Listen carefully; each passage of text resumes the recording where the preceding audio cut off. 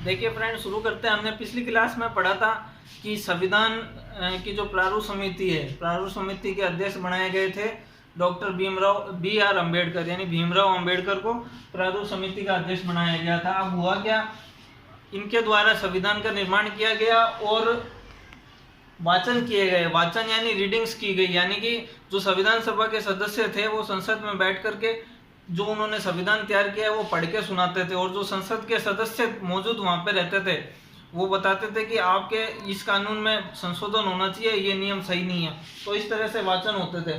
तो पहला वाचन कब हुआ? 4 नवंबर से 9 नवंबर 1948 तक चला। फिर दूसरा वाचन, ये सबसे ज्यादा लंबे समय तक चला, इसमें सबसे ज्यादा संशोधन हुए। ठीक है फ्रेंड्स, सबसे ज्यादा आपत्तियां दर्ज कराई गई।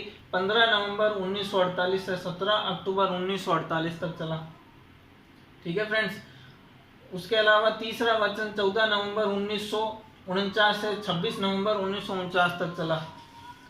उसके बाद में तीसरा वाचन होने के बाद 26 नवंबर 1949 को संसद में उपस्थित 284 सदस्यों ने 284 मेंबर्स ने साइन कर दिए और संविधान पर अपनी सहमति दे दी, ताकि अब ये संविधान लागू हो जाना चाहिए। ठीक है फ्रेंड्स, उस समय भारत के राष्ट्रपति डॉक्टर राजेंद्र प्रसाद प्रथम राष्ट्रपति ये थे।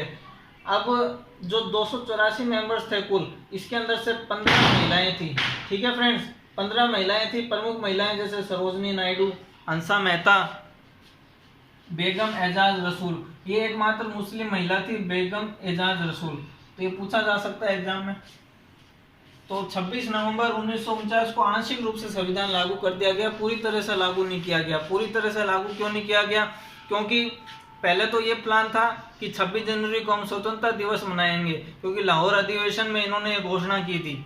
लेकिन 1930 में लाहौर अधिवेशन में घोषणा की थी, लेकिन ये संभव नहीं हो सका, क्योंकि 15 अगस्त को देश आज़ाद हो गया था। तो 26 जनवरी को फिर इन्होंने कहा कि हम गणतंत्र दिवस मना लेते हैं, इसलिए 26 नवंबर को आंशिक रूप से लागू किया गया। और पूर्ण रूप से संविधान कब लागू किया गया?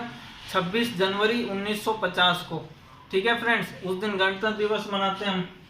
तो संविधान आंशिक रूप से जब लागू किया गया तो टोटल ये 16 अनुच्छेद, 16 आर्टिकल्स इस दिन लागू किए गए। अब ये आर्टिकल्स किससे संबंधित है? 5, 7, 8, 9, 60, 324, इस तरह से आर्टिकल्स शामिल किए गए। ये आर्टिकल्स भारत की सीमाओं के निर्धारण, नागरिकता, राष्ट्रपति की शक्तियां, आपातकाल शक्तियां इत्यादि से संबंधित है। तो ये हम डिटेल में पढ़ेंगे जब मैं इनके बारे में आपको पूरा बताऊंगा। ठीक है फ्रेंड्स, अब देखते हैं संविधान बनने में कितना समय लगा। टोटल 2 वर्ष 11 महीने और 18 दिन का समय लगा। संविधान बनने में कितना खर्चा आया? लगभग 60 से 64 लाख रुपए तक का खर्चा आया संविधान बनने में।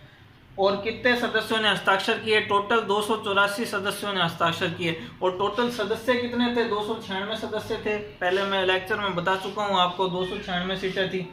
हस्ताक्षर कितनों ने किए? 284 सदस्यों ने हस्ताक्षर किए। लागू कब किया गया? पूर्ण रूप से लागू 26 जनवरी 1950 को। इस दिन हम गणतंत्र दिवस यानी रिपब्लिक डे के रूप में मनाते हैं। ठीक है फ्रेंड्स, इसके अलावा ये संविधान जो था, मूल संविधान, वो हाथ से लिखा गया था, वो प्रिंट नहीं किया गया था, हाथ से लिखा गया था। अब लिखा किसने था?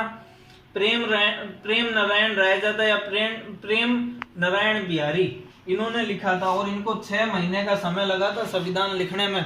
अब जब आप संविधान देखोगे तो उसके ऊपर डिजाइन भी बना हुआ है, फूल पत्ते भी बनी हुई है। तो वो डिजाइन किसने बनाया? वो डिजाइन बनाया था नंदलाल बोस ने। ठीक है फ्रेंड्स, ठीक है फ्रेंड्स, अब देखते हैं 24 जनवरी 1950 को संविधान सभा की अंतिम बैठक हुई। इस दिन। तो संविधान सभा, अब संविधान तो बन गया, अब संविधान सभा का क्या काम है? तो इस दिन संविधान सभा को भंग कर दिया गया, डिसॉल्व कर दिया गया।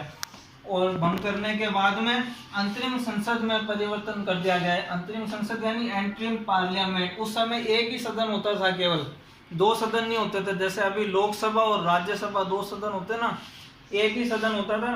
और ये कब तक चला? अप्रैल 1952 तक। फिर मई 1952 में 2 सदन अस्तित्व में आए, पहला लोकसभा और दूसरा राज्यसभा। अब लोकसभा का क्या कार्य है, राज्यसभा का क्या कार्य है, ये क्या क्या करते हैं, वो हम बाद में जब हम संसद के बारे में पढ़ेंगे जब हम बताएंगे। ठीक है फ्रेंड्स, उसके बाद में अब जो प्रथम राष्ट्रपति है वो कौन बने? डॉक्टर राजेंद्र प्रसाद। ठीक है, 24 जनवरी 1950 के दिन ही राष्ट्रीय गान और राष्ट्रीय गीत को स्वीकार कर लिया गया। राष्ट्रीय गान जनगण मन और राष्ट्रीय गीत वंदे मातरम। राष्ट्रीय गान किसने लिखा था और राष्ट्रीय गीत किसने लिखा था, ये आप सबको पता होना चाहिए। आप कमेंट बॉक्स में लिख के बताइएगा कि किसने लिखा था। ठीक है फ्रेंड्स, राष्ट्रीय ध्वज मैंने पिछले लेक्चर में बताया था, राष्ट्रीय ध्वज को कब स्वीकार किया गया था? 22 जुलाई 1947 को। ठीक है फ्रेंड्स, और ये तो मैंने बता ही दिया। फिर संविधान दिवस अब कब मनाते हैं हम? संविधान गणतंत्र दिवस मनाते हैं 26 जनवरी को, और संविधान दिवस कब मनाते हैं? 26 नवंबर को, क्योंकि इस दिन संविधान बन के तैयार हुआ था। और अंतर्राष्ट्रीय लोकतंत्र दिवस, इंटरनेशनल डेमोक्रेसी डे, ये मनाया जाता है 15 सितंबर को। और ये दोनों दिन कब से मनाने शुरू हुए? कौन से सन से? यानी 2015 से मनाने शुरू हुए हैं ये दोनों दिन। ठीक है फ्रेंड्स, और संविधान के लिए कितने देशों के संविधानों का अध्ययन किया गया था? भारत का संविधान बनाने के लिए लगभग 60 देशों के संविधानों का अध्ययन किया गया था।